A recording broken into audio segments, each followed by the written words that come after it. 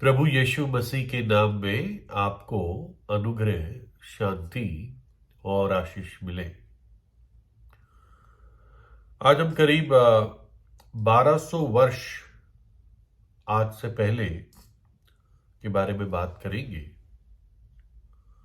और यहाँ पर एक ऐसे राजा का मैं नाम ले रहा हूं जो शायद बहुतों ने ना सुना हो।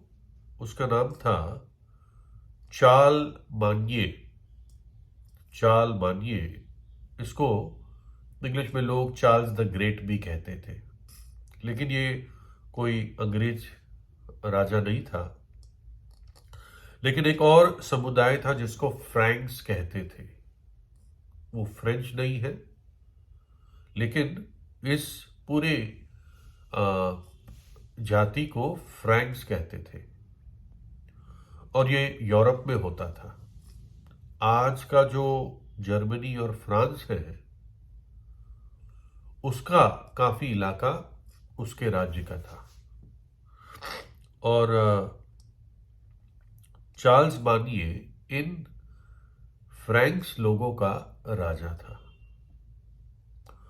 और पूरे यूरोप में उस समय ये करीब 800, 750 या 800 ईस्वी के आसपास की बात है। और उस टाइम पश्चिमी यूरोप में ये सबसे ताकतवर राजा था। मतलब इसके टक्कर का कोई और राजा था नहीं। और इसने यूरोप के लिए बहुत काम किया। आज तो यूरोप बहुत सारे देशों में बंट गया है, 26 या उससे भी ज्यादा हो सकते हैं।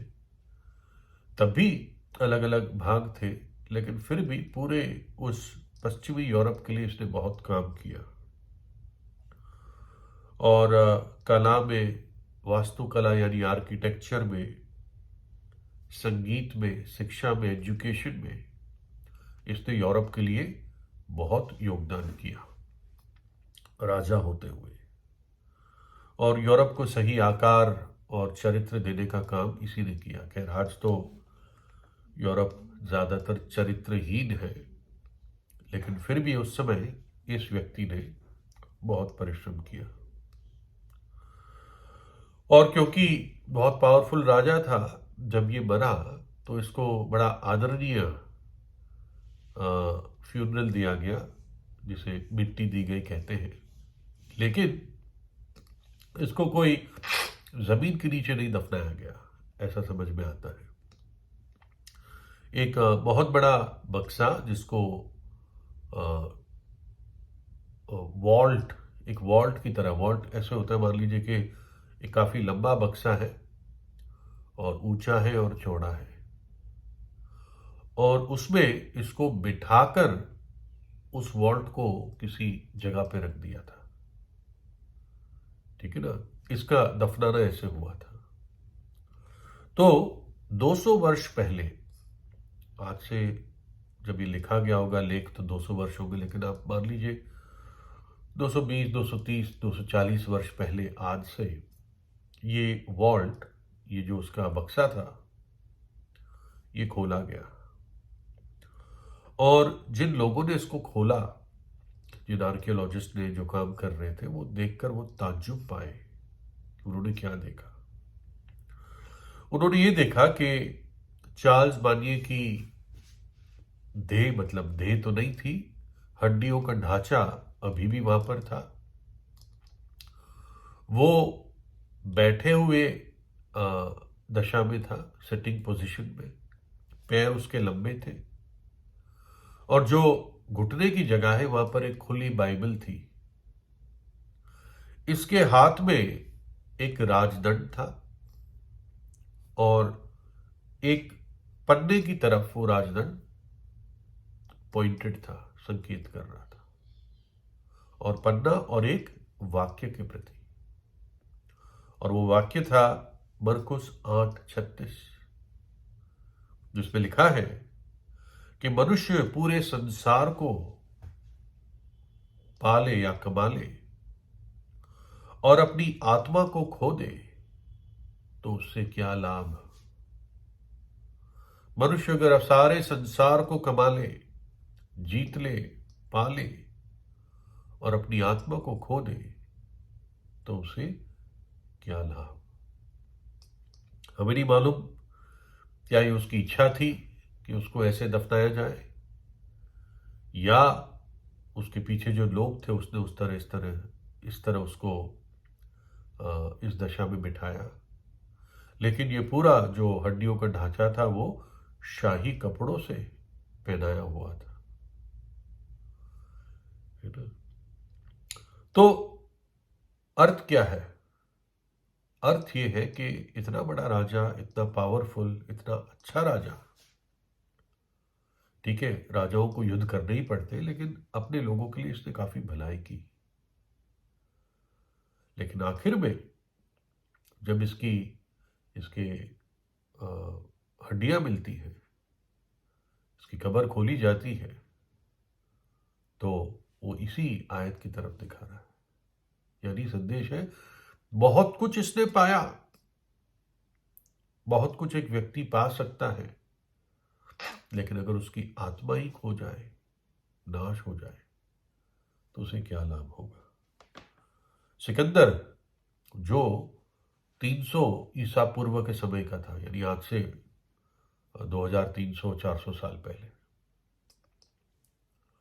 सिकंदर ने भी अपने जनरल्स को, अपने सेनापतियों को कहा था कि जब मेरी शव को ले जाओ कब्रिस्तान में, तो मेरे हाथ को बाहर रखना, सिर्फ हाथ को ही बाहर रखना बक्से के, और हाथ खोले हो, खाली हो, और मेरे आगे मेरा डॉक्टर चले, मेरी देह के आगे, और पीछे पीछे जो मैंने जवेरात, सोना चांदी, हीरे मोती मैंने लूटे हैं देश देशों से, वो डालते जाना, फेंकते जाना, कि लोगों को पता चले कि डॉक्टर किसी को नहीं बचा सकता, कि खाली हाथ ही जाना पड़ता है।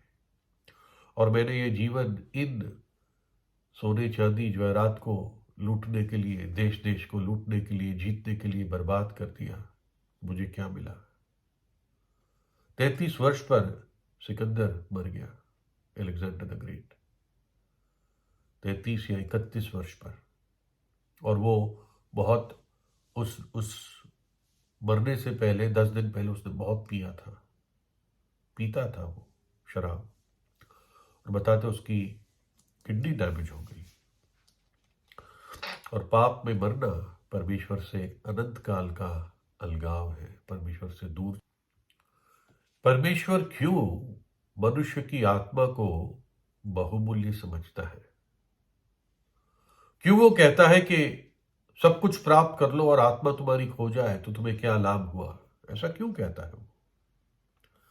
कारण ये है कि मनुष्य को परमेश्वर ने अपनी समानता में बनाया है, और परमेश्वर की सांस ही है मनुष्य में, जिसके कारण मनुष्य एक जीवित प्राणी है, एक जीवित व्यक्ति है। और इसलिए परमेश्वर नहीं चाहता है कि मनुष्य उस अनंत काल की आग में, जहां पर रोना और दांतों का पीसना है, जहां का कीड़ा नहीं मरता, परमेश्वर नहीं चाहता कि मनुष्य वहां पर अनंत काल तक पीड़ा और दर्द और वेदना में बना रहे। इसलिए परमेश्वर खुद इस जगत में आया, प्रभु यीशु मसीह, और उसने मनुष्य का रूप धारण करके पापियों के लिए अपना प्राण क्रूस पर दिया। हमारे पापों को और पापों की सजा को अपनी देह में उसने क्रूस पर उठाया। पूरी कीमत जो चुकानी थी, एक पवित्र परमेश्वर की व्यवस्था के अनुसार, वो उसने दुख उठा उठा के, अपना पवित्र लहू बहा के उसने चुका दी। और ये क्यों किया उसने? इसका सीधा बाइबल साफ उत्तर देती है, क्योंकि परमेश्वर ने जगत से, मुझसे और आपसे ऐसा प्रेम किया, ऐसा प्रेम रखा कि अपना इकलौता पुत्र यीशु मसीह दे दिया, ताकि जो कोई उस पर विश्वास करे वो नाश न हो परंतु अनंत जीवन पाए। उसने दुख उठाया, अपना पवित्र लहू बहाया, मृत्यु को सहा, क्योंकि पापों की जो कमाई है, जो मजदूरी है, वो मृत्यु है, वो अनंत काल का दंड है जो यीशु मसीह ने क्रूस पर हमारे खातिर उठा लिया, ताकि आज परमेश्वर हमें अनंत जीवन दे सके। परमेश्वर का वरदान हमारे प्रभु यीशु मसीह में अनंत जीवन है। तो इसलिए ऐसा ना हो कि दुनिया में बहुत कुछ पालो और मरने के बाद नरक में चले जाओ। इसलिए इसी जीवन में अपने जीवन को परमेश्वर के चरणों पर लाना है, अपने पापों से पश्चाताप करना है, यीशु के लहू से धुल जाना है, प्रभु यीशु को अपने हृदय में बुलाना है, ताकि जब इस पृथ्वी पर आंख बंद हो तो परमेश्वर की उपस्थिति में, उसके राज्य में तुम प्रवेश कर सको। शरीर तो मर जाएगा निश्चित रूप से, मिट्टी हो जाएगा, हड्डी हो जाएगा, परंतु आत्मा जो परमेश्वर की सांस है कभी नहीं मरेगी। और इसलिए परमेश्वर नहीं चाहता है कि वो आत्मा नरक का दंड सहे, पर चाहता है कि वो आत्मा, वो व्यक्ति परमेश्वर की उपस्थिति में अनंत काल तक बना रहे। तो इस बात के लिए सोचिए अपनी आत्मा के बारे में। अगर मनुष्य सब कुछ पाले, दुनिया का सब कुछ कमा ले और अपनी आत्मा को खो दे, तो उसको क्या लाभ। प्रभु यीशु आपको आशीष दे।